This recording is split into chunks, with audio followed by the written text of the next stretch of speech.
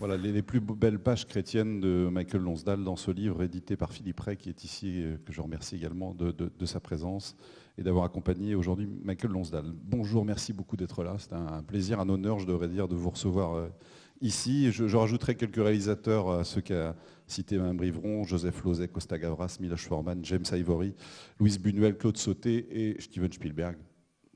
C'est pas mal. Au théâtre, des textes aussi bien de Ionesco, de Beckett, de Marguerite Duras, d'ailleurs, avec qui vous entendiez très bien. On en parlera d'ailleurs, je crois, tout à l'heure. Je vous précise qu'à la fin de notre entretien avec Michael Lonsdale, dans 1 heure à peu près, le père Niossa, que vous avez vu arriver également avec nous, moine cistercien trappiste, m'a-t-il dit de préciser, il a raison, dialoguera avec Michael Lonsdale pendant un quart d'heure, 20 minutes. Voilà. Quel effet d'abord ça vous fait de vous retrouver dans une abbaye cistercienne? Ça, je suis habitué aux abbayes cisterciennes, je les connais bien. Donc, mais celle-ci, je ne la connaissais pas, parce qu'elle n'est plus en activité monacale. Mais ça ne fait rien, on est bien ici. On sent qu'il y a quelque chose dans les murs où on a beaucoup prié, dans ces maisons-là. Et bien ça reste, vous savez, la prière n'est jamais perdue. Il ne faut pas croire que ça s'envole dans le néant, pas du tout. Toute prière continue à vivre dans les âmes et dans les corps. Et c'est vrai. C'est toujours un bonheur, un monastère. On sent que c'est un lieu de paix, malgré des fois des choses compliquées, comme partout. Mais tout de même, l'essentiel, c'est l'amour de Dieu, oui. Alors vous avez effectué plusieurs retraites dans des abbayes cisterciennes, mais je pense que le père Niossa aura l'occasion d'en reparler tout à l'heure. On va parler de votre... Avant de parler des hommes et des dieux, bien sûr, de votre chemin spirituel. En introduction, est-ce que l'on peut dire que c'est un chemin qui s'est construit lentement? Très lentement. Ouais. Je suis marqué au signe de la lenteur. Bon, il y a des gens qui sont très précipités et actifs. Moi, c'est la lenteur. Bon, il y a de tout sur cette planète. Donc, oui, la foi est venue tout doucement, par petites touches comme ça, délicates. A commencé par ma mère en Angleterre. J'ai été élevé jusqu'à l'âge de 10 ans en pays anglais. On ne parlait pas français. Et ma mère m'avait offert un petit livre qui s'appelait The Life of Jesus. Bon, je l'ai encore, ce livre. Et il y avait sur la couverture un monsieur qui me semblait très sympathique, qui avait l'air gentil, qui parlait aux animaux, aux enfants. Et voilà, donc c'était une première approche. Puis après, alors je ne peux pas vous raconter toutes les étapes, il y en aurait trop. Mais ça aboutit quand même tout ça à un baptême à l'âge de 22 ans, à Paris, dans le couvent des Dominicains, Saint-Jacques, rue de la Glacière, avec un père spirituel, le père Égamé, qui m'a entraîné tout doucement au baptême, parce que je l'avais contacté. Il m'a dit: qu'est-ce que vous cherchez? Alors je disais: je cherche quelque chose de vrai, de pur, de grand. Je ne trouvais pas très bien les mots. Il m'a dit: ça peut être Dieu. Eh bien écoute, je vais t'expliquer ce que c'est que Dieu. Et alors lui, mais c'était un théologien, c'est un homme, il parlait, et c'était souvent difficile à comprendre parce que moi je n'avais pas d'instruction religieuse. Alors je disais: tout ça, ça veut dire quoi? Ça veut dire quoi? Et puis alors j'ai eu la grâce d'avoir une marraine aveugle qui m'est tombée du ciel, qui était la femme d'un amiral et qui, je ne raconte pas les détails, mais qui m'a pris par la main. Et comme elle était aveugle, je l'emmenais en promenade dans Paris pendant des heures. On parcourait Paris. À l'époque, il n'y avait pas de code pour monter dans les immeubles. Alors elle me connaissait, rue du Bac, elle m'a dit: viens, on va monter au dernier étage, tu as une vue splendide. En effet, alors j'ai raconté la vue parce qu'elle n'y voyait rien. Et cette femme m'a conduit, mais elle, par la douceur, par une chose maternelle comme ça. Là, je comprenais très bien ce qu'elle disait. Et tout ça m'a amené au baptême à 22 ans, voilà. Alors, on va revenir sur quelques étapes. Est-ce qu'on peut dire que petit, Dieu vous attirait peut-être plus que la religion elle-même? Oh, je ne faisais pas la différence. Non, religion, je ne savais pas trop ce que ça voulait dire. Bon, je voyais, oui, j'étais en Angleterre, je ne sais plus quand le roi est mort et que la reine Elisabeth qui a été nommée reine. Oui. Non, je n'avais pas d'idée précise du tout. Ouais. Tout ce que je savais, c'est que j'étais un enfant non violent. Je détestais les disputes, les bagarres. Je détestais les enfants qui se battaient et qui qui hurlaient les uns contre les autres. Alors je m'en allais toujours. Je n'aimais pas la violence. Il y a quand même quelqu'un qui vous a parlé de Dieu, je veux dire, la première fois de manière très compréhensible. C'est un musulman. C'est un antiquaire de Fès. C'est vraiment lui qui vous en a parlé le mieux la première fois? Oui, c'est-à-dire il racontait comme ça ce que sa foi, comment était sa foi musulmane, et quand même il parlait de choses dont j'avais jamais entendu parler. Et ça m'impressionnait parce qu'il avait l'air sincère, il est vrai.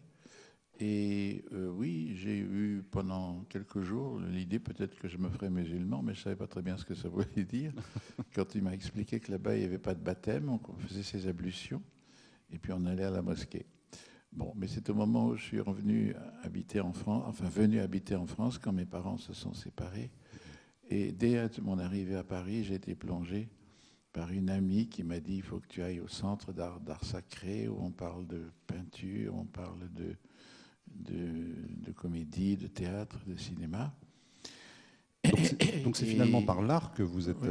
que vous avez fait. Alors c'était l'atelier de la Croix, la place Furstenberg, qui existe toujours, et l'atelier d'art sacré. Et là, en effet, il y avait plein de religieux qui venaient parler, qui faisaient des conférences, des enseignements, et puis qui parlaient de ce qui m'intéressait, la peinture et l'art dramatique. Voilà. Et c'est là que j'ai rencontré ce père Régamé, qui est devenu mon père spirituel jusqu'à sa mort, il y a 92 ans, oui. Après, je crois qu'après votre baptême, vous n'avez pas été un chrétien modèle, c'est ce que vous dites d'ailleurs dans le livre, pas de messe chaque jour, ni de confession régulière. Vous dites que vous aviez reçu un missel pour votre baptême et que vous avez dit à un prêtre que ça vous faisait l'effet d'une bimbloterie. D'une bimbloterie, c'est ça? Non, non, j'avais dit au père, écoutez, je l'aime pas ce missel. Mais il m'a dit pourquoi? Je sais pas, je trouve ça triste.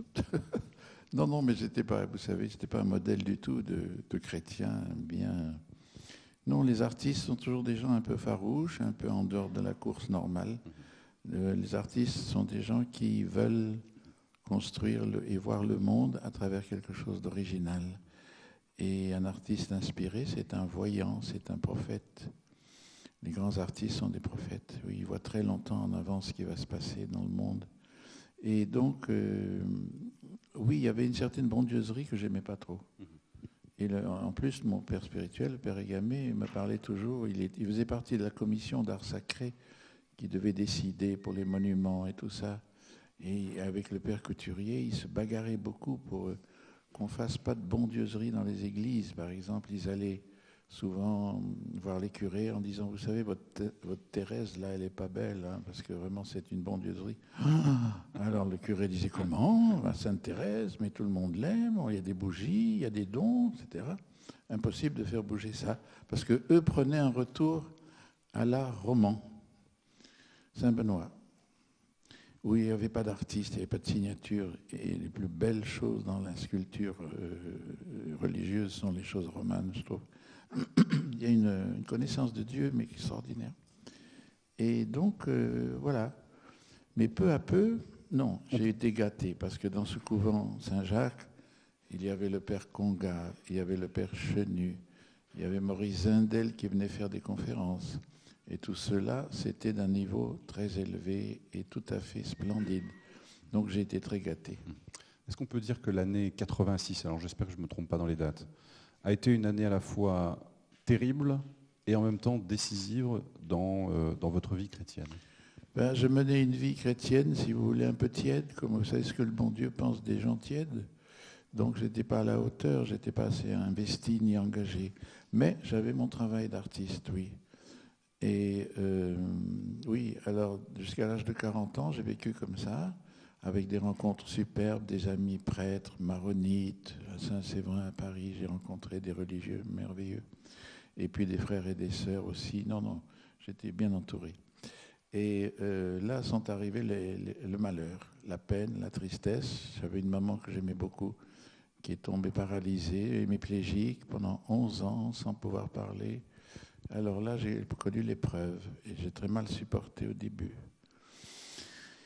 Il a fallu que je mette 1 an avant de pouvoir lui sourire et de lui parler. Elle comprenait, elle ne répondait jamais. Hein. Enfin bon, c'était une épreuve terrible. Quand on aime quelqu'un, de voir transformer en personne qui ne peut plus rien dire. Bon, Et puis alors sont arrivées les épreuves beaucoup plus importantes encore. Plus tard, oui, dans la même année, j'ai perdu ma marraine, j'ai perdu ma tante Janine, qui m'avait instruit dans les choses artistiques. J'ai perdu, je ne sais plus, vous voyez, tout d'un coup, j'ai un trou. Enfin bref, 5 ou 6 morts comme ça qui m'ont entraîné dans un désespoir total. Pour moi, c'était la mort, c'était la fin de la vie, je n'avais plus envie de vivre. Et j'ai quand même eu la force d'appeler le Seigneur en disant « Sauve-moi, s'il te plaît, parce que là, je ne peux plus. » Eh bien, la réponse a été tout de suite. Mon parrain, qui avait mon âge, est passé par hasard. Vous savez, le hasard, j'y crois pas trop. Je pense comme Einstein que le hasard, c'est quand le bon Dieu descend incognito sur la terre. Oui, j'aime beaucoup cette phrase. Et mon parrain est arrivé à la maison, il m'a regardé, il m'a dit « Mais dis donc, tu vas pas bien, toi ?» J'ai dit « Non, je vais pas bien. Je suis éprouvé. J'ai pas envie de vivre. J'ai trop de chagrin et je sais pas, je peux pas continuer. » Et alors il m'a dit « Écoute, je t'emmène si tu veux à côté de chez toi, là, dans une église. Il y a des groupes qui prient, qui chantent, qui reçoivent des textes, qui prient les uns pour les autres. » J'ai dit « C'est quoi ?» Il m'a dit « Viens voir. Puis si ça te plaît, tu peux rester. Si tu aimes pas, tu pourras rentrer chez toi. » Et c'était un groupe charismatique de l'Emmanuel à l'église Saint-François-Xavier. Et dès que j'ai poussé la porte et que j'ai entendu les chants en langue, que j'ai vu comment les gens priaient, comment ils recevaient des textes, et puis surtout le partage de la prière entre nous après, oh là là, merci Seigneur, c'était la réponse. J'ai toujours eu un faible pour cet Esprit Saint, peut-être parce que je suis né le jour de la Pentecôte, je ne sais pas. Le dimanche de Pentecôte, oui. Qu'est-ce que vous avez trouvé au renouveau charismatique, puisque c'est de J'ai trouvé des frères la joie, déjà. Oui, des frères et des sœurs très concernés par les autres, qui avaient une attention totale au prochain, et surtout aux gens en difficulté, là, qui arrivaient comme ça, défaits complètement, et un vrai partage, et un enseignement, et une façon de prier qui m'a complètement enthousiasmé. Je pleurais de bonheur. Les chants en langue, par exemple, pour moi, c'était une musique céleste. Quand il y a 300 personnes en train de chanter en langue, c'est une musique, j'ai des enregistrements de ça, c'est superbe, je veux dire. Il y a une espèce de joie, non, le renouveau, c'est comme Paul VI, je pense qu'il a dit, c'est une grande chance pour l'Église. Et en effet, avec tous les mouvements qu'il y a eu, malgré les problèmes dans certains maintenant qui sont très durs, mais il y a toujours des problèmes dans les communautés au bout de 30 ans d'existence. Mais il y a encore, je veux dire, les manuels qui marchent merveilleusement. Ils en sont à peu près à une douzaine d'évêques qui ont été nommés évêques grâce à leur approfondissement de l'Église et à leur vie. Et donc, voilà. Et le renouveau vous a appris à prier en solitaire, ce que vous ne saviez pas faire avant. Oui, ça m'a appris à prier avec les autres.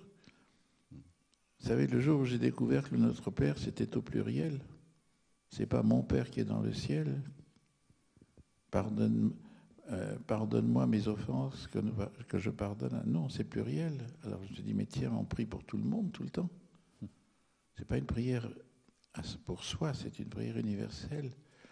Donc après, j'ai prié alors avec ces groupes de partage où on a prié sur moi, à genoux, les mains sur mes épaules. J'ai senti une délivrance incroyable. Je sentais que mon chagrin, ces frères et ces sœurs prenaient ça avec eux, sur eux. Et c'était pareil, moi, quand il y avait quelqu'un qui s'agenouillait, je mettais ma main avec une grande émotion sur l'épaule et puis on priait. Et j'avais l'impression qu'on prenait en charge le chagrin, les difficultés des autres. Ils n'étaient plus seuls, ce qui est déjà énorme. Parce que j'en ai vu arriver des gens. Alors on a fondé avec Dominique Ray, aujourd'hui l'évêque de Toulon, un groupe de prière pour les artistes qui s'appelait Magnificat, qui a marché très bien pendant 20 ans. Maintenant c'est un peu en veilleuse, mais ça va reprendre. Et là, on a accueilli pendant des années des êtres complètement défaits qui arrivaient vraiment au bord du désespoir et qui tout d'un coup ont commencé à prendre vie au bout de 6 mois parce qu'on prenait en charge, on partageait leur chagrin et on priait pour eux. Donc j'ai découvert la prière à plusieurs et pour moi c'est capital. Et la prière en solitaire aussi, puisque vous dites qu'aujourd'hui vous priez tous les jours, n'importe où, oui. N'importe quand. Dès le réveil, tout de suite, Jésus, je commence. une petite litanie du nom de Jésus, comme ça, pendant un temps. Il faut pas se lever après, mais... oui, ça varie selon les jours. Sur scène, puis surtout, c'est n'importe où, vous voyez.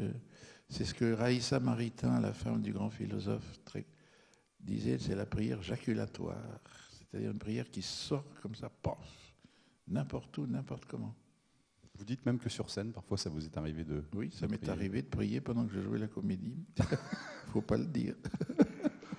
Vous étiez sur scène et pendant 10 minutes, vous n'aviez pas de texte et pendant ce temps-là, vous priez. Je glissais une petite prière comme ça. Oui. Est-ce que être chrétien, c'est devenu pour vous, vous diriez, un mode de vie? Oui. Il y a tout, quand même, le Seigneur nous donne vraiment de quoi nous nourrir. Et alors, la beauté, c'est d'essayer d'appliquer ce qu'il demande. Ce qu'il nous commande, c'est plus qu'une demande, c'est un commandement. Donc aimez-vous les uns les autres, c'est le premier et le plus important, comme moi je vous ai aimé. Il suffit de dire ça, qu'on pense que le Seigneur nous aime au point d'être mort pour nous, eh bien ça donne envie de prier pour les autres. Et oui. Vous diriez que vous n'êtes plus le même aujourd'hui depuis que vous avez la foi? Oui, parce que c'est un choix, c'est un mode de vie qui fait que tout doucement, on s'inquiète des autres avant soi-même. Le jour où on est délivré de soi-même pour ne s'occuper que des autres, c'est un grand soulagement parce que tellement de gens souffrent d'un malaise avec eux-mêmes et puis s'ils tournent en rond comme ça. Et le jour où tout d'un coup ils comprennent qu'il y a quelqu'un d'autre en face d'eux qui est une créature de Dieu, eh bien le jour où ils commencent à comprendre que l'autre est quelque chose d'extraordinaire, le prochain. Tous ces êtres humains tels que nous sommes ici ce soir, nous sommes tous des trésors aux yeux de Dieu. Chacun choisi par Dieu, c'est pas par hasard qu'on est là. Donc, et cette présence, il faut la solliciter. Et chacun a un cœur, et chacun a un cœur qui est souvent où Jésus est enfermé, parce qu'il y a trop de problèmes et de choses égoïstes et de soucis qui ne sont pas les bons. Et alors Jésus, on le laisse enfermer. Puis le jour où on ouvre son cœur et qu'on lui dit, allez, maintenant je fais confiance en toi, je te confie ma vie, je te donne ma vie dans la mesure du possible. Tout le monde ne peut pas faire Sœur Emmanuel ou l'abbé Pierre, mais chacun a une possibilité d'aimer et c'est ça le plus important. Et le jour où le cœur se met en marche, grâce à l'esprit, oui. Jésus dit, je vous envoie mon esprit, il ne dit pas je vous donne l'esprit. Mon esprit, c'est comme s'il était là. Alors voilà, n'hésitons pas à faire appel à lui, de façon continue. Puis c'est un bonheur, chaque fois que je prie maintenant, c'est comme je suis heureux. Vous diriez que votre rapport aux autres a changé? Oui, vous avez la foi, oui. Complètement. J'ai beaucoup dû évoluer dans mon jugement, parce que dans le temps, j'étais un être qui jugeait bien. On me disait, oh, ton jugement est bien sur les gens. Et moi, j'étais fier de moi. Puis un jour, j'ai découvert que quelle horreur. C'est grâce à Maurice Zindel que j'ai appris à ne pas juger les autres. On peut, oui, et puis Jacques Schneider, merveilleux prêtre de Saint-Séverin, qui est mort maintenant, mais qui m'a poussé dans mes retranchements. Il m'a dit, mais oui, prie pour les gens, mais ne condamne jamais, ne dis jamais du mal de quelqu'un. Et le père Zindel ne disait jamais de mal de personne. C'est dur, hein, parce que les gens, là, oh bah oui, c'est idiot, là, c'est imbécile, ce con, enfin, on en entend des mots. Bon, eh bien non, chaque fois que vous dites une grossièreté, un mot méchant, c'est vous-même que vous condamnez, c'est pas l'autre. Alors, à évacuer ce jugement, je n'ai plus de jugement maintenant. Je vois les êtres comme ils sont, avec certains défauts terribles, mais je ne les accuse pas de rien. J'essaie, si je peux, de les aider à ne pas être comme ça, mais voilà. Vous parlez beaucoup de Sœur Emmanuel, c'est quelqu'un qui vous a marqué? Oui. Oh là enfin, nous a beaucoup marqué ici déjà. Mais... Un pistolet spirituel. Elle fonce là comme, comment elle s'appelle, Calamité Jane. C'est ça, exactement. Elle fonce, je racontais avant de monter ici comment Robert Hossein l'avait invitée à dîner parce qu'elle aimait bien les bons restaurants, mais elle avait autre chose en tête dans les grands restaurants. Alors elle dîne avec lui, puis elle regarde les gens autour, elle dit, mais dis donc, ils sont pleins de fric, tous ces gens-là, non? Oui, je pense. Tu crois que je peux leur demander de l'argent? Ben oui, si tu as envie. Eh ben elle s'est levée. Puis elle est allée se présenter à la table la plus prochaine. Bonsoir, c'est sœur Emmanuel. Oh, ma sœur, je vous en prie, asseyez-vous. Ben voilà, je viens pour vous piquer un peu de fric, ça vous gêne pas? Il faut avoir un drôle de tempérament pour en arriver là. Hein. Eh bien, ils signaient des chèques. Hein. Et oui, ils étaient très fiers d'avoir sœur Emmanuel à leur table d'abord. Mais je veux dire, il faut un culot pour faire ça, vous vous rendez compte? Mais non, elle était portée, elle était inspirée, la sœur Emmanuel, oui. Elle avait des messages d'amour extraordinaires. Ce sera sublime. Il n'est jamais trop tard pour le plus grand amour. C'est quand même beau, ça.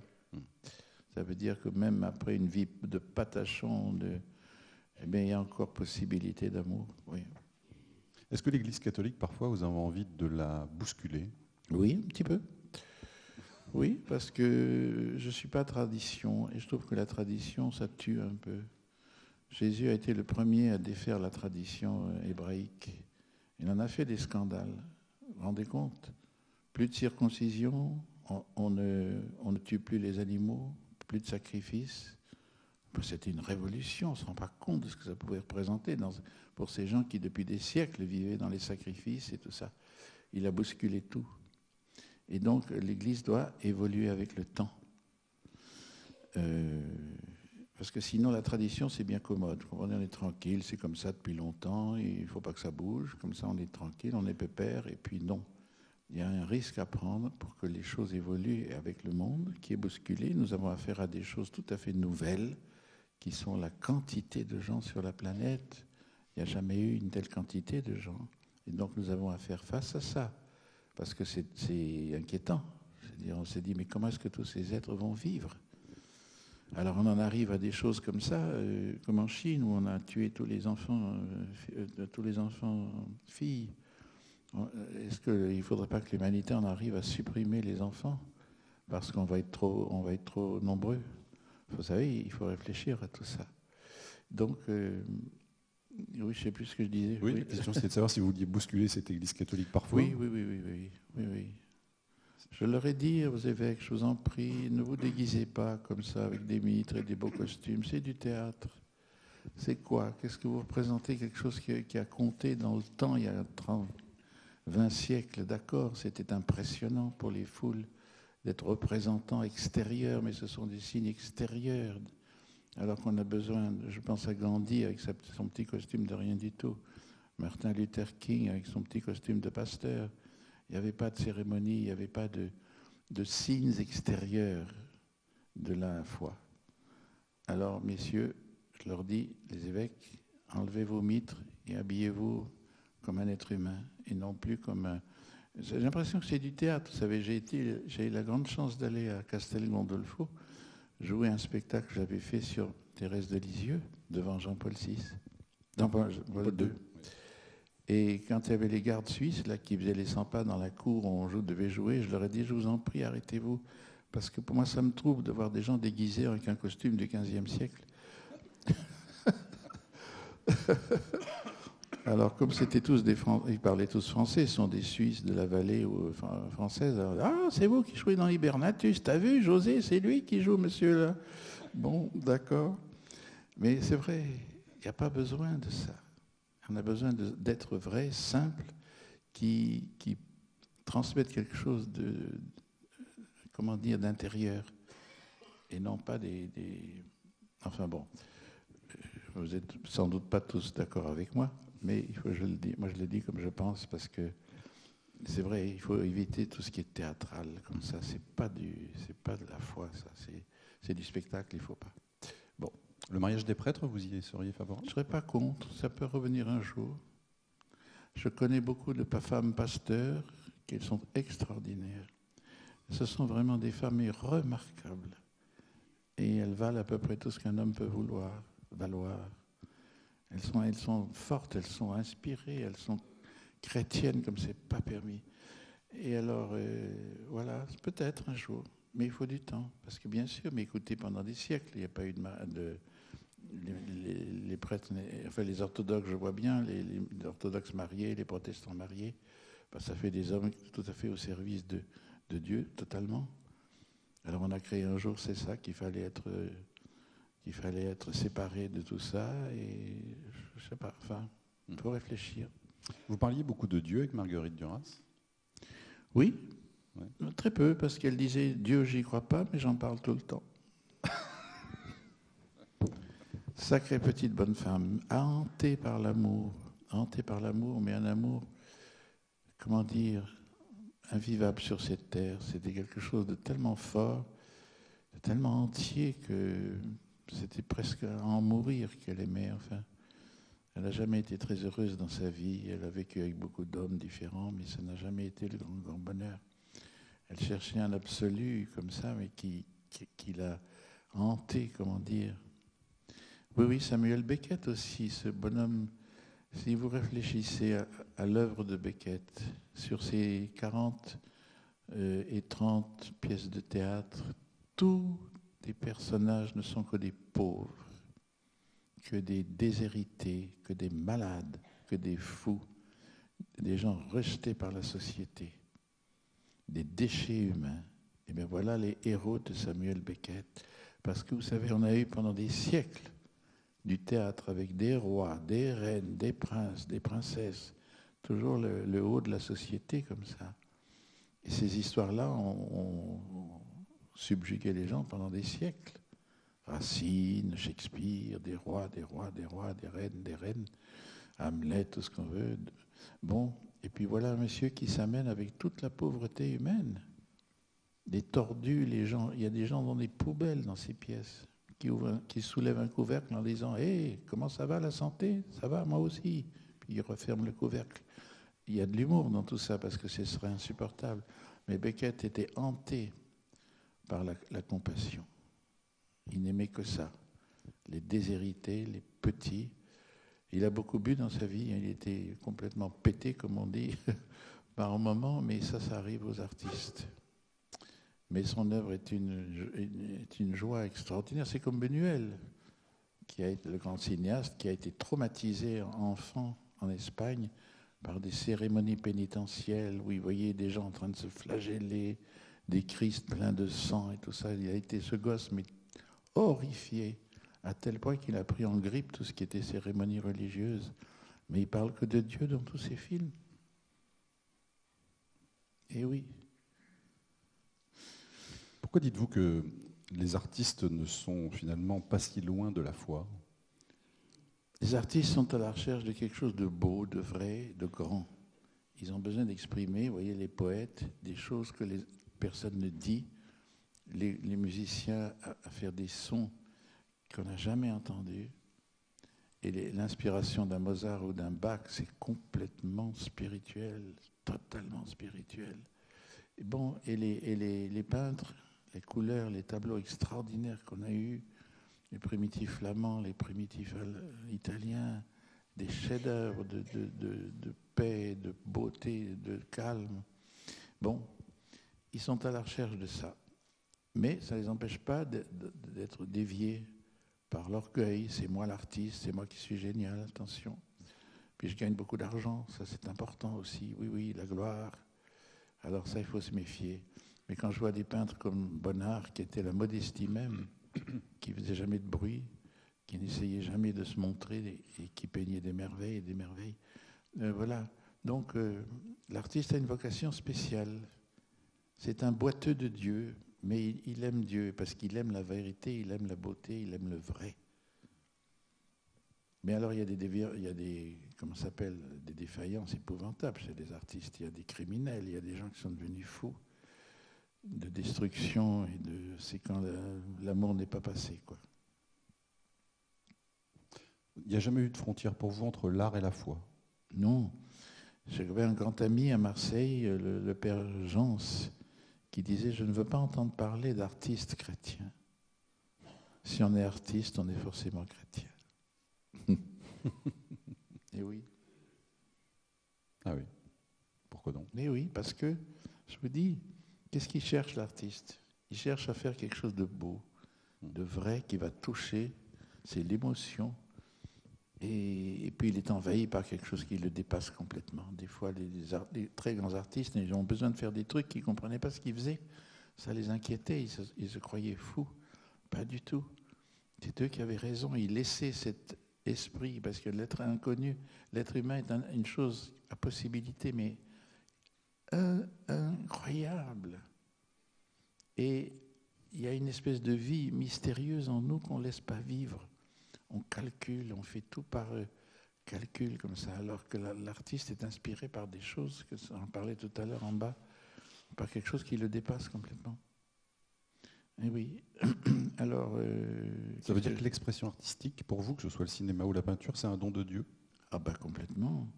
C'est une liberté de l'Esprit Saint qui travaille à sa guise. C'est l'Esprit Saint qui fait l'artiste. Eh oui. Est-ce que parfois vous avez hésité lorsque vous proposez des rôles entre l'un qui pouvait être spirituel et l'autre non? Oui, j'ai refusé de jouer dans Amen, qui est ce film de Costa Gavras, qui est parti d'un grand malentendu. C'est une pièce horrible qui a été publiée. Ils en ont fait un spectacle il y a 30 à 40 ans à Paris, qui s'appelait Le Vicaire, où on montrait combien Pie XII n'avait pas rien fait pendant la guerre pour protester contre les camps et le nazisme. Eh bien, les spectateurs sont montés sur la scène, ils ont battu les comédiens, ils ont dû arrêter. Ça, c'est trop, il ne faut pas faire ça. Mais c'était scandaleux, c'était une tricherie. Ça a été commandé par les Russes pour démolir Pie XII. Et ils ont fait appel à un obscur écrivain protestant qui s'est pris un plaisir fou à démantibuler complètement Pie XII, alors que nous savons maintenant qu'on a eu accès aux archives que le Saint-Père n'a pas arrêté de sauver des Juifs, et que le plus grand hommage qu'on lui rend, c'est un Juif américain qui a écrit tout ça, qui a été voir, et Golda Meir est venu remercier le pape après la guerre pour tous les Juifs qu'il avait sauvés. Mais je pense que le Saint-Père avait trop peur de se dire, si je proteste ouvertement en condamnant le nazisme, Hitler est capable de faire déporter tous les prêtres. Et ça faisait quelque chose, hein, parce qu'il les a épargnés quand même, sauf ceux qui étaient dans la résistance. Mais donc, c'est son problème à lui, au Saint-Père, c'est pas à nous de savoir ce qu'il a bien fait ou pas fait. Toujours est-il que maintenant, on sait qu'il a fait énormément. Mais il ne portait pas des drapeaux en disant, vous voyez, comme je suis bien. Non, c'était discret. Oui. Donc vous avez plutôt été parfois vers des rôles plus spirituels que sur des rôles de divertissement lorsque vous aviez le choix entre les deux? Oui, alors dans cet Amen, il y avait un évêque romain qui bouffait des repas avec je ne sais pas qui. Non, j'ai dit, écoute, Costa, j'avais travaillé avec lui dans la section spéciale, je n'aime pas ce film. Et bien ça recommence maintenant, ils l'ont rejoué à Paris encore, mais je crois que ça s'est arrêté parce que ça n'intéresse plus personne. Vous voyez, il ne faut pas contribuer à des choses comme ça. J'ai dit non, je ne veux pas être mêlé à cette histoire-là. Alors évidemment, on vous a déjà beaucoup posé la question, mais c'est vrai que vous avez interprété beaucoup de prêtres, de pasteurs, un cardinal, je crois même dans un film de Joseph Losey, c'était Galilée en 1974. J'ai regardé donc un pasteur dans La vieille fille de Blanc en 72, un prêtre chez Orson Welles dans Le procès en 62, un prêtre chez Louis Malle dans Le souffle au cœur en 71. Enfin, il y en a plusieurs. Vous êtes demandé pourquoi on vous proposait tout le temps ces rôles-là? Je ne sais pas, je dois avoir une tête de curé, je ne sais pas. Non. Non, mais j'ai quand même fait des beaux rôles. J'ai été cardinal chez Losey, le pape, s'il vous plaît. Oui. Et puis l'ange Gabriel avec Josiane Balasco. Oui. L'archange Gabriel, c'est vrai. Oui. Le grand inquisiteur dans le film de Miloš Forman. Mais un grand inquisiteur extrêmement intelligent, qui souffrait beaucoup d'être grand inquisiteur. Vous avez même été un diable, je crois, dans les frères Karamazov de Bouleval à la télé. C'est ça, on m'a dit, comment tu as pu jouer le diable? Mais enfin, t'as pas honte?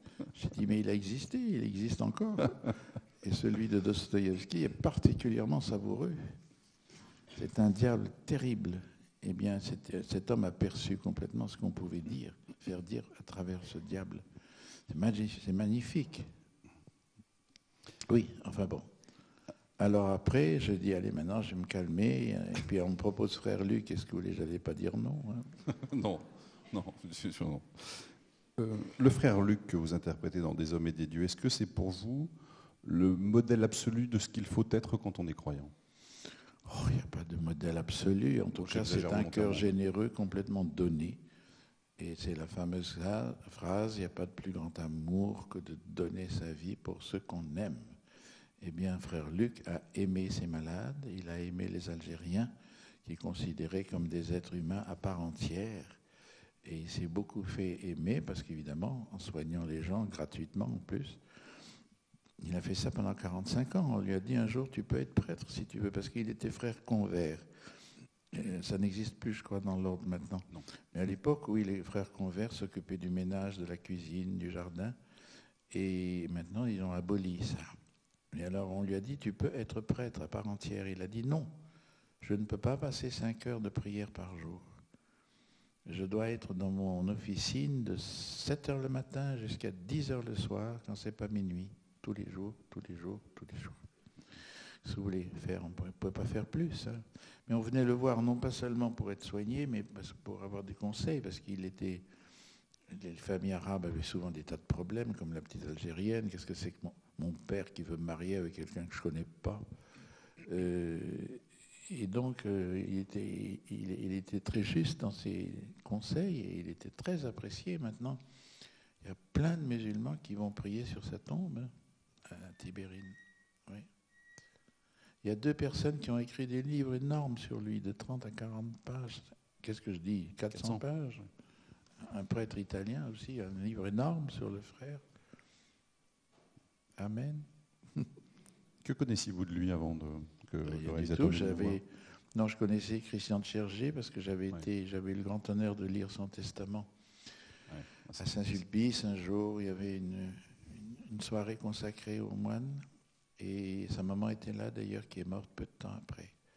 Et c'est un honneur immense, si vous voulez. Il vous a prêté son esprit pour interpréter le rôle, vous dites. Oui, je n'avais pas l'impression de jouer un rôle. C'était comme si il parlait en moi. C'était pas moi, non. C'était très bizarre.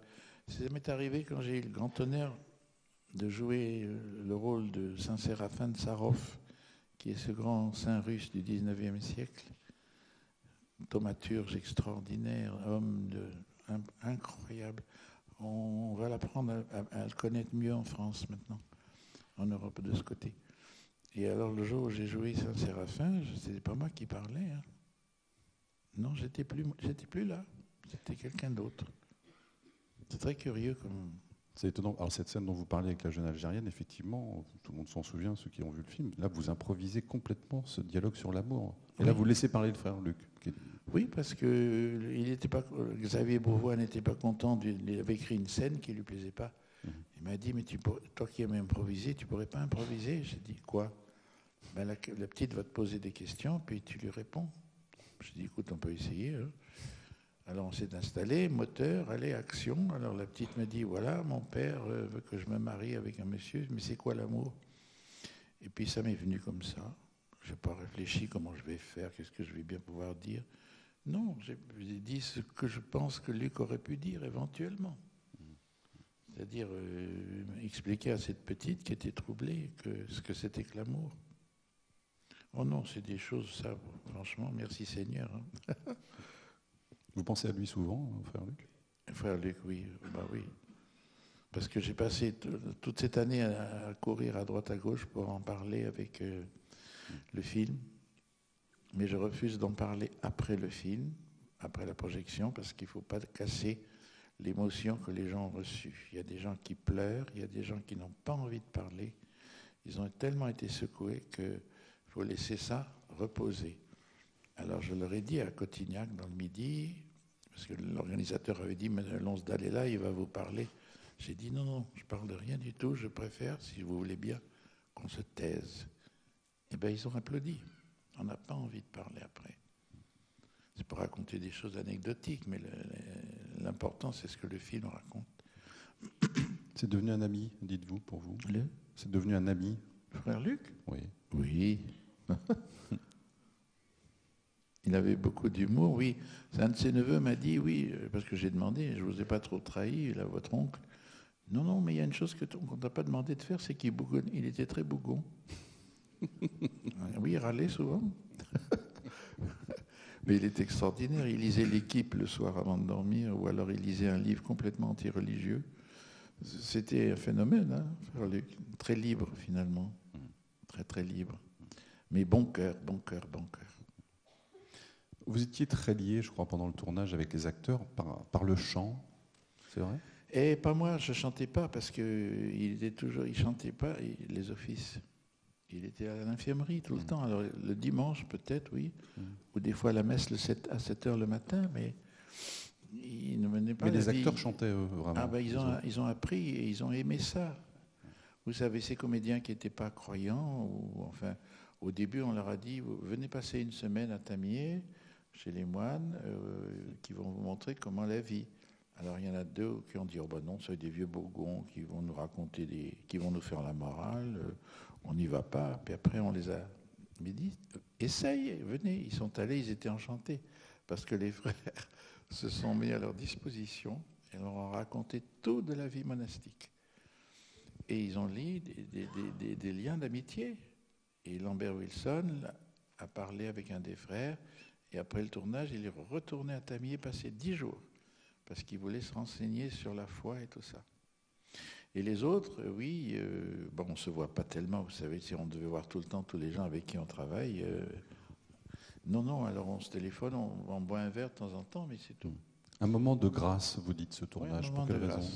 Le jour où c'est, parce que les comédiens, vous savez, ils aiment bien blaguer, me raconter des histoires, faire des imbéciles, boire un coup et commencer à déconner, comme on dit. Eh bien, c'est le jour où ces comédiens ont porté l'habit cistercien. Ils étaient calmes, en paix, et comme investis d'une quelque chose qui les dépassait. Hein. Ils n'ont jamais fait les rigolos. Ils étaient impressionnés, imprimés, comment est-ce qu'on dit, imprégnés de quelque chose qui les touchait malgré eux. Alors voilà, on m'a dit souvent, mais est-ce qu'ils se sont convertis? Je n'ai pas été demandé, mais je pense que leur cœur a été touché. C'est ça l'essentiel. Il a sûrement dû être touché, parce que quand on voit la scène du dernier repas avant l'enlèvement, on se dit que chacun a été... Enfin, il n'y a pas de tricherie, tout le monde est réellement ému. Oui, parce que ça, ce soir-là, le metteur en scène et qui avait eu un petit coup, là, parce que vous savez que souvent, on a tellement le trac et peur dans ce métier que de temps en temps, on s'envoie 2 whisky et puis ça va mieux. Et ce soir-là, il avait bu 2 pastilles, je crois, oui. Il pleurait. Il m'a dit, tu sais, il faut que je fasse quelque chose de très beau, de fort. Je tiens à ce que ce soit quelque chose qu'on ne voit pas souvent au cinéma. Et alors, il a demandé à la caméra woman là, de faire les plans sur les visages en disant à chacun, manifestez ce que votre personnage a accepté de rester ou de... Oui. Et alors, on a eu droit à cette musique étonnante de La mort du cygne, là, de Tchaïkovski. Le lac des cygnes, oui, de Tchaïkovski. Et ils étaient... Oui, et alors on les voit sourire, pleurer un peu, on ne sait pas. Mais ils ont fait ça merveilleusement. Ah oui, c'était une belle soirée. On était tous un peu comme ça. Vous avez croisé des musulmans après la sortie du film. Qu'est-ce qu'ils vous ont dit sur ce qu'ils ont ressenti? Non, ça m'a fait plaisir parce que dans la rue, il y a beaucoup de gens qui me font un petit sourire. Merci monsieur pour le film, là c'était beau. Et puis il y a 2 Arabes un jour qui m'ont dans la rue arrêté en me disant, monsieur, on peut te dire, s'il te plaît, tu sais que ça nous a fait plaisir de voir qu'on n'est pas tous des assassins. Voilà. Rien que pour ça, ça valait la peine. Vous comprenez que ces moines aient voulu rester. Est-ce que vous êtes demandé ce que vous auriez fait? Ce que j'aurais fait moi? Dieu seul le sait. Est-ce qu'on sait comment on est Mais vous comprenez J'aurais pu être très courageux, j'aurais pu être très lâche, j'en sais rien. Mais là, je crois qu'il y a eu quand même... Christian Tchergé a bien travaillé. Il a parlé à chacun en privé et il leur a expliqué qu'ils étaient frères dans la même dévotion au même Dieu et au Christ. Et la scène très belle où il y a le moine, là, Christophe, qui n'en peut plus de doute. Il ne sait plus, il dit « Je prie, mais Dieu ne me parle plus ». Enfin bon... Il l'a calmé en lui disant « Mais tu es déjà avec Dieu, tu es déjà avec le Seigneur ». Et je crois qu'il est arrivé à fédérer ces moines qui se sont sentis vraiment frères, totalement, dans la même décision et la même acceptation de ce qui allait arriver. Certains pensaient, comme Luc, que ça finirait mal, puis d'autres n'étaient pas sûrs. Mais ils ont dit oui, voilà. Vous pensez que si le film a eu autant de succès, c'est parce que ça nous montre finalement un monde qu'on ne trouve plus ici? On ne le trouve plus, mais il existe. Non, c'est-à-dire que le monde actuellement, dans ces grandes villes comme Paris, est d'une agitation, d'un sens permanent de la réussite et de l'efficacité. Alors on voit des gens devant des appareils la journée entière. Et alors ils ont, au bout de 8 heures, on leur dit allez, reposez-vous. Non, non, non, il y a encore des choses que je peux faire, comme si on avait peur de perdre. Et ils font beaucoup trop d'internet et de machin. La tentation est trop forte. Si je peux peut-être encore gagner de l'argent, attention, il ne faut pas que je lâche ça, il ne faut pas que je perde ça. Alors, ils deviennent fous. Ils n'ont plus de vie. Et alors ils courent, je vois dans les gares à Paris, maintenant, on dirait que tout le monde est en retard. Ils courent, ils courent, ils courent. Je leur dis, mais qu'est-ce qu'ils ont, enfin, vous ne pouvez pas arriver un peu plus tôt quand même? Alors, agitation, succès, n'est-ce pas, rendement, et les gens, en plus, avec ce qui se passe politiquement, on est dans l'insécurité, on ne sait pas très bien où on va, et alors on s'inquiète, et puis on ne parle plus de l'essentiel, quoi. Alors tout d'un coup, de voir des gens qui passent des heures à prier, à partager, à travailler, à être en communion avec une autre civilisation, à être en paix, respectueux des Arabes et les Arabes respectueux d'eux, ça les étonne. Et puis surtout le sacrifice à la fin. Vous savez, c'est impressionnant de jouer des personnages qui ont existé il y a encore 20 ans. Et oui, parce qu'on en a fait des vies de saints, mais quand c'est Jeanne d'Arc, quand c'est des siècles avant. Mais là, de se dire que ces gens-là, on entend encore leur cœur qui bat. Hein? Oui. Le père Régamé, le jour de votre baptême, vous avez dit une phrase que vous n'avez jamais oubliée.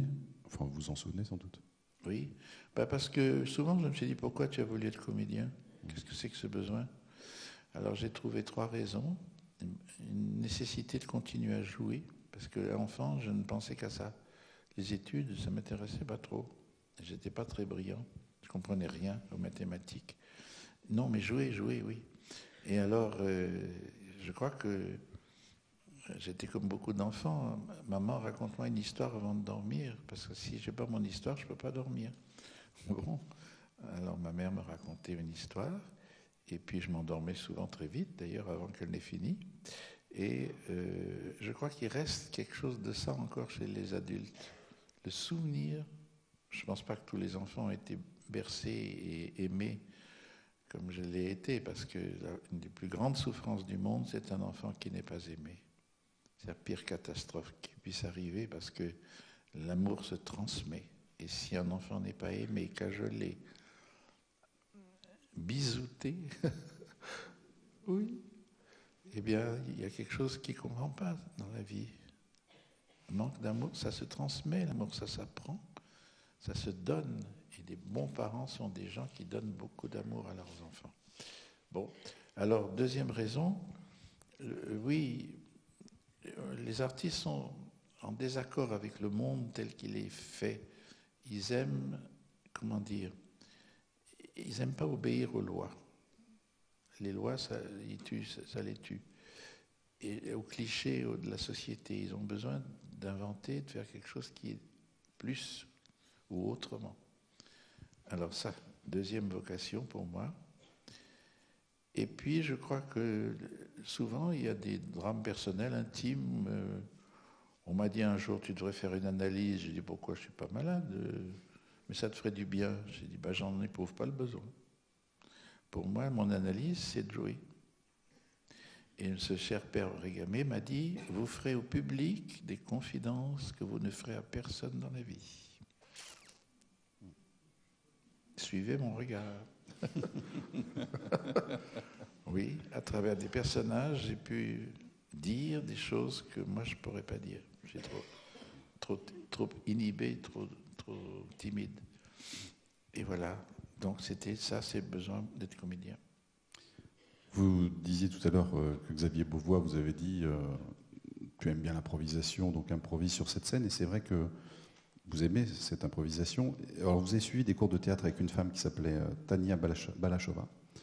Elle a fait éclore de très grands acteurs, hein, que ce soit Laurent Terzieff, Jean-Louis Trintignant, Delphine Seyrig.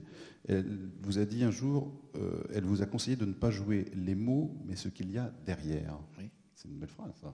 D'ailleurs, ça se pratique comment? Ça se pratique, c'est Stanislavski, le grand russe, homme de théâtre, qui a compris que les mots, c'est ce qu'il y a au-dessus, mais qu'il se passe plein d'autres choses en dessous. Quand on dit « je t'aime », est-ce que la personne aime vraiment? Il se passe des zones qu'on ne dit pas. Bon. Alors, Tania disait toujours, oui, elle m'a appris plusieurs choses. Elle m'a appris d'abord la violence. Parce qu'au cours, je passais toujours Feydeau, des choses comiques, Tchekhov un petit peu, oui, le romantisme de Tchekhov, les souffrances de Tchekhov. Maintenant, un jour, je voudrais que vous fassiez quelque chose de plus violent. Bon, apprenez-moi la première scène du Misanthrope. Alors, il y a M. Alceste qui est fâché parce que Célimène ne l'aime plus. Il bougonne chez lui. Il râle. Et puis arrive, comment il s'appelle, Alceste et, oui, son grand ami qui arrive. Et qui lui dit, comment il s'appelle, je ne sais plus, ça va venir. Qu'est-ce donc qu'avez-vous? Et Alceste dit, laissez-moi, je vous prie. Mais encore, dites-moi, laissez-moi, vous dis-je. Et il se met à engueuler son copain. Et moi, je joue ça comme ça, gentiment. Et elle me dit, oh là là, mais dites-moi, c'est pas ça du tout. Il faut vous énerver un peu. M'énerver, bon, un peu, je peux m'énerver. J'essaye, ça ne donnait rien. Je refais la scène. Puis elle me dit, mais il est plus qu'énervé, il est très fâché. Oui, bon, je recommence, rien. Puis après, elle me dit, mais il est fou de rage, il est furieux, il est très en colère. Montrez-moi ça. Impossible. Moi, je ne pouvais pas, la violence, j'avais horreur de ça. Tout d'un coup, me mettre à hurler, à dire des choses terribles. Bon, alors comme ça ne marchait pas, eh ben, elle a pris les grands moyens. Elle m'a dit, si vous ne me montrez pas que vous pouvez être violent, je ne peux pas vous garder dans le cours.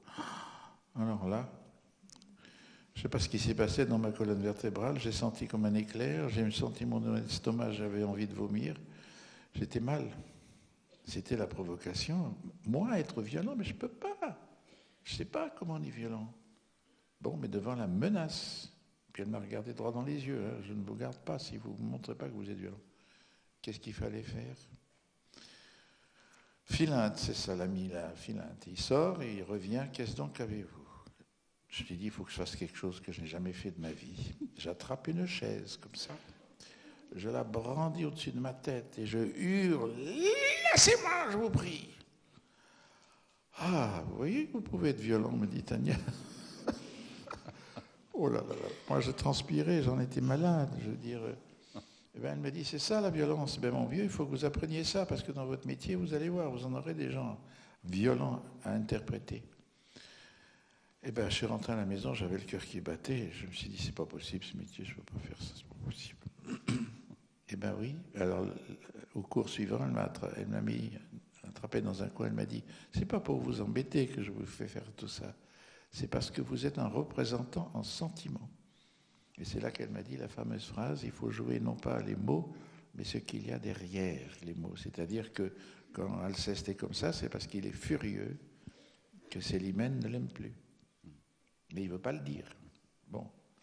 Alors il faut jouer le chagrin de ça. C'est ça qui amène à la violence. Mais il ne faut pas jouer la violence pour faire de la violence. Il faut qu'il y ait une raison profonde. Voilà. C'est ça, jouer ce qu'il y a derrière les mots. Elle vous avait dit à l'époque que vous ne feriez pas grand-chose avant l'âge de 30 ans. Oui, parce qu'elle m'a dit, vous êtes français, vous êtes anglais, on ne sait pas, vous êtes belge peut-être.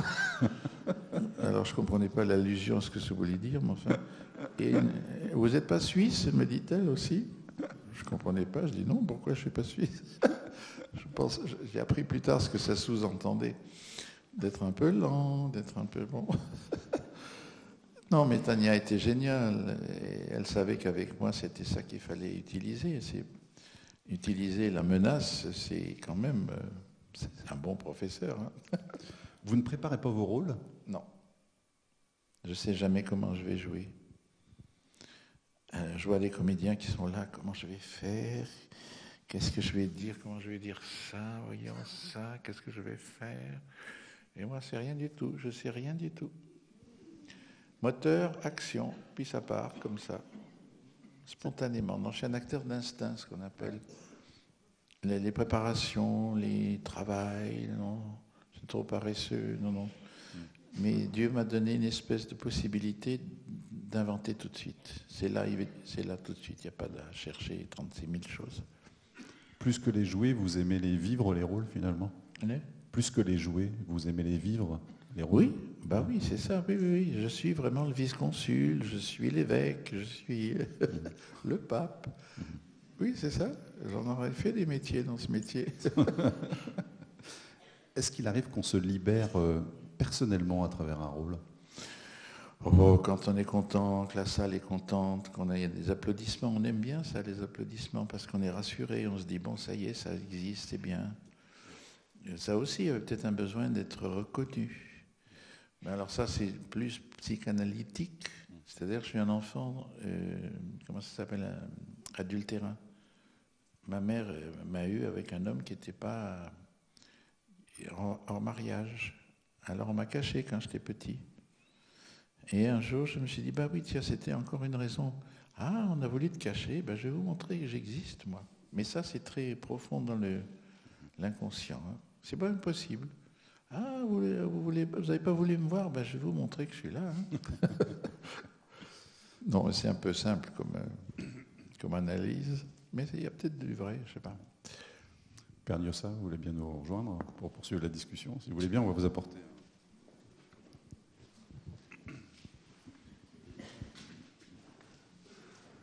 Tenez, allez-y, je me dis.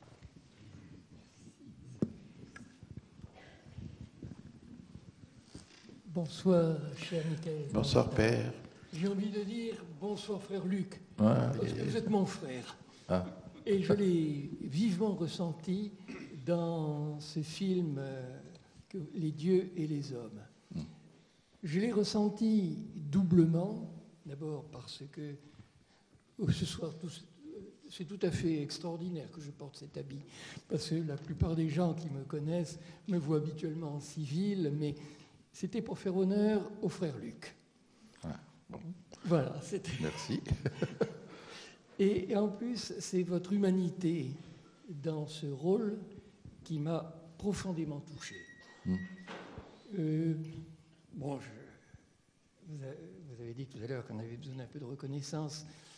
Peut-être que je me suis retrouvé un petit peu à travers votre personnage, parce que durant 20 ans, ça fait 52 ans que je suis moine, mais pendant 20 ans, j'ai été aussi aumônier de prison. Et donc, j'ai vécu, et la scène, justement, où vous apprenez à cette jeune Algérienne ce qu'est l'amour, je l'ai vécu de nombreuses fois pour l'expliquer aux détenus et à leurs compagnes aussi de temps en temps. Alors voilà, je voulais vous remercier. En plus, votre livre m'a beaucoup touché, parce qu'il y a de nombreuses photos de mon abbaye d'origine, l'abbaye de Melleray, et en particulier à la page 107. Il y a la photo d'un vieux moine barbu, qui vous ressemble un petit peu d'ailleurs, sauf que sa barbe est beaucoup plus grande, beaucoup plus longue. Et pendant 2 ans, pendant mon noviciat, j'ai vécu des moments extraordinaires avec lui, parce que tous les deux, nous étions chargés de traire les vaches. Vous voyez, c'est pas très glorieux comme métier, mais un moine, il fait tout, n'importe quoi. Ouais. Et c'est lui... Oui. Qui... Sans doute pas pouvoir le voir, je ne sais pas si je vais pouvoir le montrer à la caméra. Est-ce qu'on peut le mettre sur la caméra ou pas? Je ne sais pas. Hop, il faut le mettre dans la caméra. Voilà. Et c'est lui qui m'a finalement appris ce qu'était la prière. Ah, oui. Parce qu'il ne m'a jamais parlé de la prière. Mais nous avons traité les vaches 2 fois par jour pendant 2 ans. C'était un homme très simple, très souriant, et je garde de lui, il vit toujours d'ailleurs, un souvenir mais extraordinaire. Alors voilà, je voulais vous remercier pour tout ça. Ce que ce film aussi nous a montré, ça vous allez pouvoir me répondre, c'est que finalement, à travers une communauté monastique, et là nous sommes dans un ancien monastère, autant de moines, autant de personnalités. Heureusement, oui, oui. Oui, chacun apporte sa nature, sa spécificité, parce que nous sommes tous uniques. Il n'y a pas d'être humain qui est exactement comme un autre. Non, non. Nous avons tous notre caractère, notre personnalité, oui, unicité, je pense, oui. Alors, je vais vous faire une confidence. Bien souvent, quand on me présente en public, parce que je suis un peu connu, on me présente comme un moine atypique, ce qui me met en fureur. Ce qui me met en fureur parce que je pense que le fait d'être moine, c'est être d'abord atypique. Oui. C'est-à-dire ne pas rentrer dans un processus... vous avez parlé tout à l'heure de l'Église et de certains comportements qui sont... Alors voilà, à travers vous, j'ai revécu beaucoup de choses. Je dois aussi vous dire, mais c'est moi qui parle le plus. Là. Oui, pour l'instant, c'est vraiment dramatique. Non, mais c'est très bien. Non.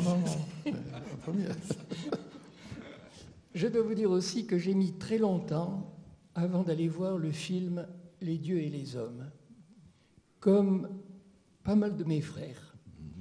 Pourquoi ?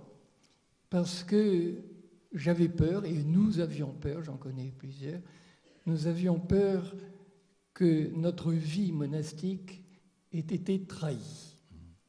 On n'aime pas se voir sur un écran. Enfin, je ne sais pas si vous aimez vous regarder. Là, à travers des dieux et des hommes, je voyais beaucoup de choses. Stéphane vous a très bien interrogé tout à l'heure en vous disant « Est-ce que vous êtes prêt au martyre ? Est-ce que vous seriez prêt au martyre ?» Non. On ne peut pas savoir. On ne peut pas savoir. Et ce film m'a aussi rappelé beaucoup de souvenirs. Georges Bernanos avec le dialogue des Carmélites, car c'est un peu le même drame qui se noue. Qu'est-ce que vous en pensez ? Oui. Moi, j'avais été bouleversé par le dialogue des Carmélites, d'autant plus que ma chère professeure, Tania Balassova, jouait la mère supérieure, celle qui était tellement forte dans la vie et qui va mourir dans des peines et une souffrance terrible. Oui. Eh ben oui, elles ont fini par accepter, et puis voilà. Et est-ce que vous accepteriez, si on vous le proposait maintenant, de devenir moine ? Oh. Vous avez failli l'être, je crois, à l'âge de 25 ans. Enfin, oui, prêtre en tout cas. Oui, je crois que c'est un peu tard, mais enfin... Surtout avec 7 ans de noviciat. Non. Je me considère comme moine à ma façon. Oui, c'est ça. Oui. Vous êtes atypique, vous aussi. Oui, absolument. Ça me rassure beaucoup. Et vous allez assez souvent, je crois, à l'abbaye de Port-du-Salut, pas bien loin d'ici, à une 50aine de kilomètres. Qu'est-ce qui vous attire dans ce monastère ? C'est parce que nous sommes un petit groupe de gens. J'ai parlé du père Schneider tout à l'heure. Toujours nous allions tous les ans en groupe là-bas. Et maintenant, il nous a quittés, donc nous continuons sans lui. C'est plus tout à fait pareil. Mais nous y allons comme ça pour être dans son souvenir. Et puis parce qu'il y a le frère Joseph là-bas, que nous aimons beaucoup. Ancien Père Blanc. Oui, ancien Père Blanc. Le Père Abbé. Oui, puis le lieu est magnifique. Et puis, je ne sais pas, il y a quelque chose là. On est ensemble, oui. On est frères et sœurs là. Oui. Et vous avez dû... Alors là, je vais porter des jugements, je vais me faire assassiner, sans doute. Vous avez dû aller chez les Trappistines de Laval aussi. À Laval, oui. Qu'est-ce que j'ai été faire ? À la Coudre, l'abbaye de la Coudre. Oui, non. Ce sont les femmes, alors là. Elles sont 55 à peu près. À Laval ? Oui. Alors que... Ah oui. Qu'est-ce que j'ai été faire là? Oui, c'est ça. Et Ça. Port du Salut, c'est beaucoup plus modeste Oui. comme communauté. Oui. Et vous voyez, est-ce que vous voyez une différence entre les comportements dans une grande abbaye ou une toute petite abbaye? Bon, non, je pense que moi, les sœurs ont été adorables, gentilles. Je vais souvent à Cognac aussi, où il y a des carmélites, comme ça, une mère supérieure, mère Myriam. Je ne sais pas qui est un amour, s'il n'y a pas d'autre mot. Et là, on est heureux de voir tellement de gens sourire et être, oh là là, heureusement impliqués dans ce qu'ils ont choisi, oui. Et si on vous proposait de vivre dans une abbaye comme l'abbaye de l'Épau? Oui, je demanderais une paire de patins à roulettes parce que... Bon, Bonne réponse. Les salles, oui, il y a quelle distance avant d'arriver là-bas au bout? C'est la porte que vous voyez au fond, c'est la porte de l'escalier qui mène directement du dortoir à l'église. Ah oui. Car au XIIe siècle, les moines, à 3 heures du matin, descendaient directement à l'église pour chanter l'office. Oui, à Port-Salut, j'ai passé, oui, là c'est un peu difficile pour moi d'aller à cette heure-là me recueillir, mais je l'ai fait un soir et j'étais stupéfait de voir les moines en prière comme ça, les uns à genoux, les autres allongés, les autres debout, les autres penchés, les autres... Et il y avait une paix, un silence. Oh là là, c'est merveilleux quand même ça. Je vous remercie beaucoup de ce que vous dites, Oui. parce que ça me touche énormément et je pense que tous ceux qui nous regardent aussi sont très touchés par votre témoignage. Voilà, je voulais simplement vous dire tout cela. Eh bien, grand merci, parce que vous m'avez beaucoup aidé ces derniers temps aussi. Alors bon, eh bien, pourquoi pas, après tout. J'ai bien le droit de vous remercier quand même. Mais oui, je suis très touché, écoutez, je suis très touché. Michael Lonsdal, est-ce que dans votre vie chrétienne, vous avez eu ou vous avez encore des moments de doute? Non. Non, parce que je ne sais pas comment faire. J'ai élevé un petit mur comme ça en disant dans le doute, toi, tu ne passeras pas au-delà. J'ai réglé ce compte-là il y a longtemps. Pourquoi est-ce que je douterais maintenant? Non. Non, il y a eu des moments de grande crise, de désespoir, de malheur et de peine. Mais non, il n'y a pas, non, jamais. Est-ce que vous ne pensez pas justement que la foi est le résultat du doute? Il y a un doute premier, et puis après il y a l'acte de foi. De même que votre professeur, vous avez cassé la chaise, brandi la chaise. Quelquefois le doute nous pousse à dire « je crois ». Autant dans le Notre Père, c'est quelque chose de pluriel, autant dans le « je crois en Dieu », c'est personnel. Oui, écoutez, non, il n'y a pas de problème de ce côté-là. Ah, mais tant mieux. Est-ce qu'il y a des questions dans le public pour Michael Lonsdal? Questions ou réflexions? À moins que vous ayez envie de retrouver le froid très vite. Pardon, monsieur, on va vous apporter un micro. Pardonnez-moi. Qui doit être pas loin de vous, d'ailleurs. Bonsoir, monsieur. Bonsoir. Bonsoir. Allez-y, ça marche tout seul. Non, je voulais juste savoir si Michael pouvait nous parler un tout petit peu des Hommes libres, qui est un autre film absolument extraordinaire. Merci. Ah oui, alors Les Hommes libres, je l'ai accepté parce que le recteur de la mosquée de Paris, Sikadour Ben Gabrit, était un ami de la famille du côté de ma mère. Elle l'avait connu en Algérie quand il était jeune homme, et ensuite, quand il a appris le français, il est devenu extrêmement capable, et il a été mobilisé par le sultan du Maroc, qui avait besoin d'un interprète, parce que l'installation des Français au Maroc, c'était un peu difficile, et il avait besoin de quelqu'un qui puisse bien traduire ce qu'il avait à dire aux Français qui envahissaient le pays. Donc il est resté 15 ans là-bas, 20 ans presque. Puis ensuite, il a été nommé à la mosquée de Paris. Et une de mes tantes, qu'il connaissait bien, allait fumer le kiff avec lui, parce qu'au Maroc, on fume le kiff comme ça facilement. Et donc, elle m'a beaucoup parlé de Sicadour, mais moi, j'étais trop petit, j'avais 4-5 ans quand tout ça se passait. Mais j'ai même à la photo des photos de lui, j'ai même à la maison des photos de lui. Alors, quand j'ai su qu'on me proposait ce rôle, j'ai dit oui, parce que c'était tellement inattendu de jouer le rôle. D'abord, j'ai dit au metteur en scène, mais je ne suis pas arabe, écoute, il faut un arabe pour jouer ça. Ah non, c'est toi que je préfère que tu le fais. Bon, alors, j'ai dit d'accord, ben, si tu me fais confiance. Et puis, j'étais très heureux parce que c'est injuste. C'est injuste. Cet homme-là a sauvé des centaines de vies d'Arabes, de Juifs. Il faut savoir, vous savez qu'au Maroc, j'ai passé 10 ans. De 39 à 49, on est parti pour 6 mois, on est resté 10 ans bloqué au Maroc. J'ai vécu en monde arabe complètement. Et pendant la guerre, il y avait un résident là-bas. Ce n'était pas une colonie, le Maroc, c'était un protectorat. Donc il y avait un résident qui était le patron de tout, de la police, de la justice, de tout. Et il reçoit des ordres de Vichy. Il faut faire porter l'étoile juive à tous les juifs du Maroc. Il se précipite au palais impérial à Rabat. Il va voir Sa Majesté Mohamed V et lui dit, voilà ce qu'on me demande.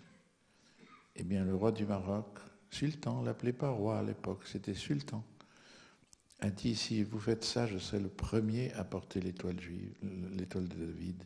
Et vous en commandez 30, tous les membres de ma famille vont le faire. Extraordinaire quand même, parce qu'il a dit, les Juifs sont des Marocains. Ce n'est pas une affaire de religion, ce sont des Marocains et vous n'avez pas le droit d'y toucher. Eh bien, ils n'ont pas porté l'étoile de David. Extraordinaire. Donc, il y avait une familiarité du monde juif qui avait été chassé par Isabelle la catholique en Espagne. Ils s'étaient réfugiés au Maroc, les Juifs. Mais ils étaient là depuis longtemps. Et ils vivaient parfaitement en harmonie avec les Arabes. Et ça continue encore à Marrakech. Et voilà. Donc, Sicadour, c'était un honneur de jouer ce rôle. Et puis... ça faisait parler un peu l'arabe, et puis je suis retourné à Rabat où j'avais vécu, enfin bon, toutes sortes de choses. Oui ? Très bien. D'autres questions ?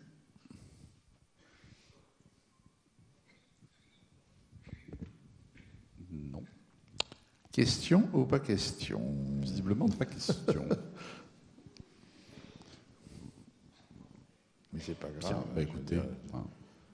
Je terminerai, bon, c'est pas forcément une note très positive, mais j'ai en même temps envie de connaître votre position. Vous vous sentez comment face à la mort ? Vous vous sentez serein aujourd'hui ? Face à la mort ? Ouais. Chaque chose en son temps. Voilà, c'est une très bonne réponse pour terminer. Merci beaucoup.